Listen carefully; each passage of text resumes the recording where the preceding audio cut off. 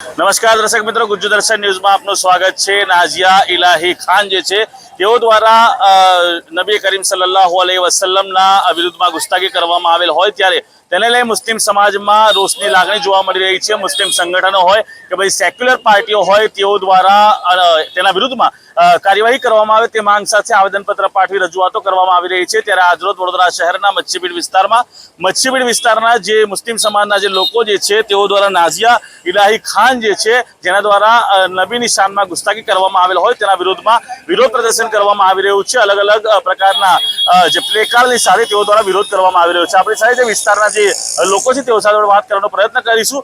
જી બેન, શું કહેશો, શું વિરોધ છે તમારે गुस्ताखे रसूल की सजा कोर्ट से मिले फांसी की सजा जेवा नाज़िया इलाही खाननी तस्वीरों છે તે લગાવવામાં આવી છે અને ચોકડી મારવામાં આવી છે અને આજુબાજુ फांसीना फंदा છે। શું તમારી માંગ છે, શું કહેશો? काफी टाइम से नाज़िया इलाही नाम की एक सुवर्णी मुस्लिम समाज के बारे में, मुस्लिम धर्म के बारे में और बहुत ही खराब ये अभद्र टिप्पणी कर रही है। तो इस वजह से इन्होंने हमेशा इसको माफ कर दिया जाता था, क्योंकि मुसलमान जो है वो नबी की शान पे अगर आए तो अपनी जान दे भी सकता है और नबी की शान पे आए तो अपनी जान किसी की ले भी सकता है। नाज़िया इलाही ने जो हमारे नबी के बारे में जो टिप्पणी की है और हमारी माँ आयशा रज़ी अल्लाह ताला अन्हा के बारे में उन्होंने जो टिप्पणी की है उससे हमारा मुस्लिम समाज का काफ़ी दिल दुखा है और उन लोगों ने इसका विरोध किया है कि कमिश्नर ऑफिस पे जाएंगे और जाकर हम इसके खिलाफ आवेदन देंगे ताकि इसको जल्द से जल्द गिरफ्तार किया जाए और उसको फांसी की सजा दी जाए। छोटे मोटे जो आज तक है उसने जो भी कमेंट्स करी, जो भी इसने रील्स बना के ने डाली, उसको माफ़ी दी जा सकती थी, लेकिन नबी की शान में जो गुस्ताखी की है वो माफ़ी के काबिल नहीं है। इसलिए तमाम मुस्लिम समाज के जो हमारे मच्छीपीट के आगे वाले हैं, हम लोग सब मिलकर पुलिस कमिश्नर के ऑफिस पे जाके आवेदन देने के लिए हमने प्रोग्राम रखा है। जी, पुलिस कमिश्नर कचेरी खाते તમે આવેદન પત્ર પાઠવવાના છો, રજૂઆત શું રહેશે?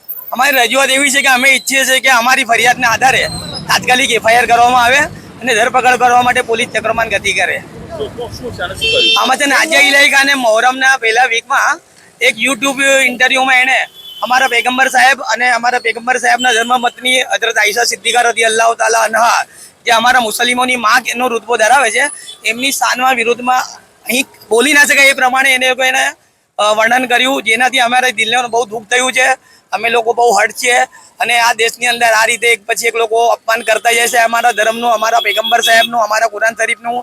તો અમારે સરકારને અપીલ છે કે તમે એને ભાજપ પાર્ટીમાંથી તો સસ્પેન્ડ કરી છે, પરંતુ અમે એવું ઈચ્છીએ કે આના માટે કડક કાયદો, જે વિદેશોમાં આવો કાયદો લાવવામાં આવેલ છે કે જે કોઈ ધર્મનું અપમાન કરે એની સામે તાત્કાલિક ધરપકડ કરીને પગલાં ભરવામાં આવે અને સજા કરવામાં આવે છે।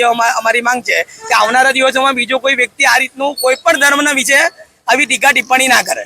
અવારનવાર મુસ્લિમ સમાજના જે આપણે પેગમ્બર સાહેબ જે છે પેગમ્બર સાહેબના વિરુદ્ધમાં ગુસ્તાખીઓ થતી હોય છે, તેને લઈને જો ચોક્કસ કોઈ પણ ધાર્મિક, કોઈ પણ ધર્મગુરુ હોય, કોઈ પણ ધર્મના ભગવાન પણ હોય, કોઈ પણ ભગવાન હોય, તેઓના વિરુદ્ધમાં જો કોઈ પણ આ પ્રકારની જે ગુસ્તાખીઓ થાય તેને લઈને ગવર્મેન્ટ એટલે સરકારે નવો કાયદો લાવવાની જરૂર છે તેવી તેઓ દ્વારા માંગ કરવામાં આવી રહી છે। અને આજે ખાસ કરીને મચ્છીપીડ વિસ્તારના જે લોકો છે તેઓ દ્વારા પ્લેકાર્ડની સાથે વિરોધ કરવામાં આવ્યો છે અને નાઝિયા ઇલાહી ખાન જે છે તેના વિરુદ્ધમાં કડકમાં કડક કાર્યવાહી કરવામાં આવે તેવી માંગ સાથે પોલીસ ભવન એટલે કે વડોદરા શહેર પોલીસ કમિશનરની જે કચેરી છે ત્યાં જે આવેદનપત્ર પાઠવી તેઓ દ્વારા રજૂઆત પણ કરવામાં આવી હતી।